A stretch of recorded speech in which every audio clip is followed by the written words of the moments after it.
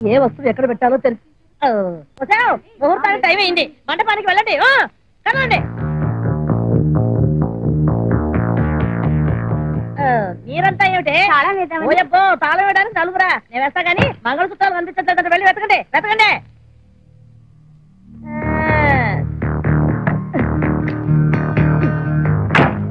సూరమతం చూసావా? చూడలేదండి.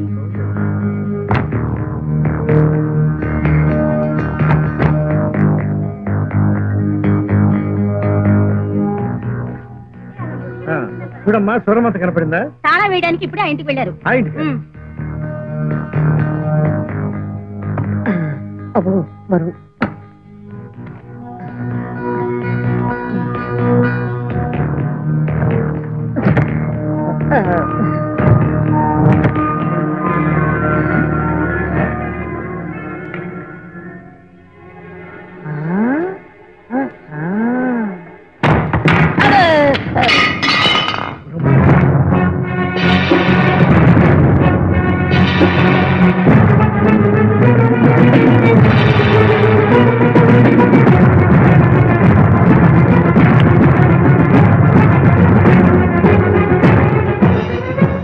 ఏంటిది?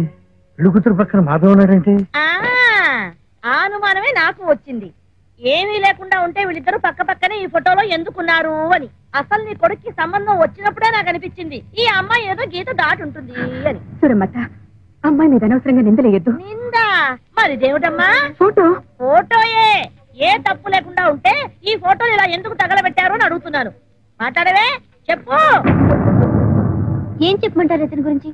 25 ఏళ్లుగా మా రెండు కుటుంబాల మధ్య పెరిగిన మాధవ్ గురించి నువ్వేం చెప్తావు గాని, నిన్ను ప్రేమించిన మాధవ్ను కాదనుకుని నా కొడుకుని ఎందుకు చేసుకుంటున్నావు అది చెప్పు. అతను నన్ను ప్రేమించాడేమో గానీ నేను అతన్ని ప్రేమించలేదు. ఇంతకు ముందు ఒకసారి ఇలాగే నా పెళ్లి చెడగొట్టాడు. మళ్ళీ ఇప్పుడు ఇలా జరుగుతుంది. నా మీద ఆ రోకి ఎందుకింత పగు నాకు అర్థం కావట్లేదు. అతను నాకు కనిపిస్తే చంపి పారేయాలి. ప్లీజ్ స్టాప్ ఇట్ అమృత. కాళ్ల పారాణితో పెళ్లి కూతురుగా నా ముందున్నావు. పాస్కం కట్టుకుని పెళ్లి కొడుకుగా నేనున్నాను.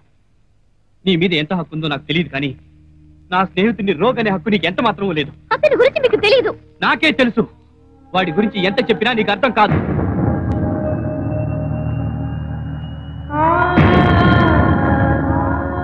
అవునక్క, ఆ రోజు నాకు డబ్బు పార్సల్ ఇచ్చింది.